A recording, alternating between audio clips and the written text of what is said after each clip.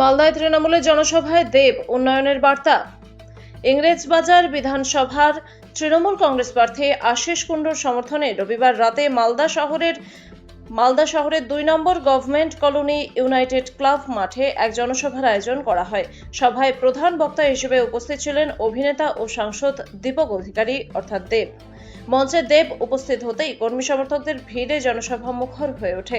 বক্তব্যে তিনি বলেন, দেশে এখন ধর্মের মেরুকরণের রাজনীতি হচ্ছে, অথচ উন্নয়নের বিষয়টি উপেক্ষিত।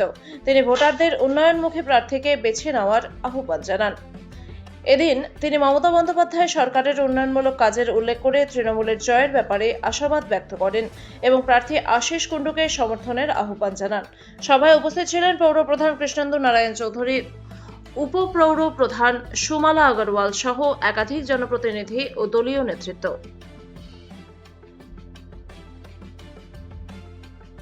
বোঝাই যায় না এই নির্বাচনটা কিসের হচ্ছে। এই নির্বাচনটা কি জেতার পর কে কতগুলো মন্দির করবে, না জেতার পর কে কতগুলো মসজিদ করবে? কিছুদিন আগে শুনলাম বাবরি মসজিদ করবে, এটার জন্য ভোটটা দিন। আমি মন্দির মসজিদ নিয়ে আলোচনা করতে চাইছি না, কিন্তু নির্বাচনটা কিসের জন্য হচ্ছে? এই নির্বাচনটা হচ্ছে কে কতগুলো স্কুল করবে, কে কতগুলো হসপিটাল করবে, কে রাস্তা করবে, কে মানুষকে ভালো রাখবে, কে মানুষকে বাঁচিয়ে রাখবে। এই নির্বাচনটা হচ্ছে সেই নির্বাচন। এই নির্বাচনটা কোনো মন্দির বা মসজিদের জন্য হচ্ছে না। এই নির্বাচনটা হচ্ছে আপনাদেরকে কে ভালো রাখবে। এই নির্বাচনটা জয় শ্রীরাম বা জয় বাংলার হচ্ছে না। এই নির্বাচনটা হচ্ছে বাংলার প্রত্যেকটা মানুষকে ভালো রাখা নির্বাচন। তো আপনাদেরকে ভাবতে হবে 23 তারিখে কে কাকে এগিয়ে রাখবেন। ধর্ম না যে কাজটা ইম্পর্টেন্ট সেইটা। মমতা ব্যানার্জি সরকার কোনদিনও ধর্ম জিজ্ঞেস করে কাজ করে না, কারণ আমাদের কাজটাই হচ্ছে ধর্ম। মানুষকে বাঁচিয়ে রাখাটাই হচ্ছে ধর্ম, মানুষকে এক রাখাটাই হচ্ছে আমাদের ধর্ম।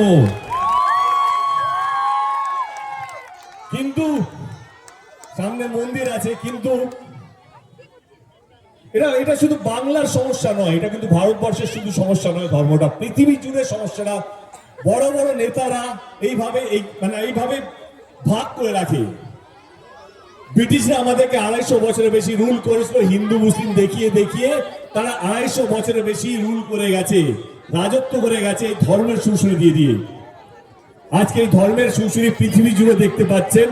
ইরান, ইসরায়েল, আমেরিকার ওয়ার দেখতে পাচ্ছেন। আমেরিকার মতন এত পাওয়ারফুল দেশ সে ইরানে হামলা করছে, কারণ তাদের মনে হচ্ছে তারা সুরক্ষিত নয়। ইসরায়েলের মতন দেশ, তাদের প্রধানমন্ত্রী ইরানের উপরে হামলা করছে, কারণ তাদের মনে হচ্ছে জিউসরা সুরক্ষিত নয়। পাকিস্তান তাদের মুসলিম ভাইদেরকে বলছে যে আমরা এই কারণে অ্যাটাক করছি কারণ মুসলিমরা সুরক্ষিত নয়। বাংলাদেশের লোকেরা বলছে আমাদের দেশেও মুসলিমরা সুরক্ষিত নয়। সেইভাবে আমাদের দেশে আমাদেরকে এটা বোঝানো হচ্ছে যে হিন্দুরাও সুরক্ষিত নয়। এটা হচ্ছে ওয়ার্ল্ড পলিটিক্স। এটা হচ্ছে পৃথিবী।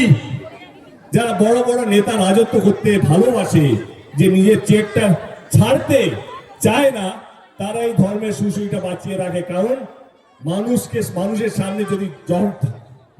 সামনে যদি ধর্ম ঝুলিয়ে দাও, মানুষ হসপিটাল চায় না, মানুষ স্কুল চায় না, মানুষ রাস্তাঘাট চায় না, মানুষ কিছু চায় না। মানুষের সামনে ধর্ম রাখলে মানুষ শুধু মন্দির চায় আর মসজিদ চায়, সেটা ভুল নয়। কিন্তু ইলেকশনটা কোনো মন্দির মসজিদের জন্য নয়। ইলেকশনটা হচ্ছে অনেক বাচ্চারা আছে তাদের ভবিষ্যতের জন্য। ইলেকশনটা হচ্ছে একটা ভালো সুস্থ পরিবেশ তৈরি করার জন্য। ইলেকশনটা হচ্ছে মানুষ যেন নির্ভয়ে বাঁচতে পারে, এইটার জন্য নির্বাচন। 23 তারিখে আমাদেরকে নির্বাচন। আমি আবার বলছি, আমি আপনাদের ভোট চাইতে আসিনি, কিন্তু নিশ্চয়ই এটা তো বলতেই পারি যে যেই সরকার গত 15 বছর ধরে মানুষকে এক রাখার চেষ্টা করেছে, যেই সরকার মানুষকে কোনোদিন জিজ্ঞেস করেনি আপনি হিন্দু না মুসলিম, তার সত্ত্বেও বাড়িতে কন্যাশ্রী পৌঁছেছে, লক্ষ্মীর ভান্ডার পৌঁছেছে, স্বাস্থ্যসাথী কার্ড পৌঁছেছে, সমস্ত রকম প্রকল্প পৌঁছেছে কোনো ধর্ম না জিজ্ঞেস করে, তা তো আরেকবার জেতা উচিত কি না? 23 তারিখে নির্বাচন। আমি জানি এই সিটটা আমরা অতটা ভালো প্রভাব করতে পারিনি। গতবার আমরা এই সিটটা জিততে পারিনি, আমরা তো মানুষকে বোঝাতে পারিনি, কিন্তু এইবারে 23 তারিখে নির্বাচন, এখানকার মানুষ, এখানে যারা এসছেন বা যারা ভোট দিতে যাবেন এই বিধানসভায়, সবাইকে অনুরোধ করছি যে যদি আপনাদের মনে হয় যে না আমাদের দল মমতা ব্যানার্জি এবং আমাদের যিনি প্রার্থী আছে আশিস বাবু যদি যোগ্য হয়, তাহলে 23 তারিখে সবকটা ভোট যেন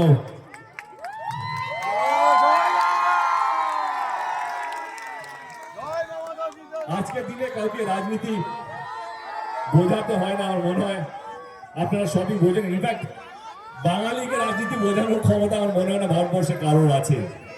জানি আপনাদের মাথায় চিন্তা বা আমাদের কর্মীদের মাথায় চিন্তা হচ্ছে হয়তো 90 লাখ ভোটার কমে গেছে। তো আমি গ্রামে গ্রামে ডিস্ট্রিক্ট গত 15-20 দিন ধরে ঘুরছি।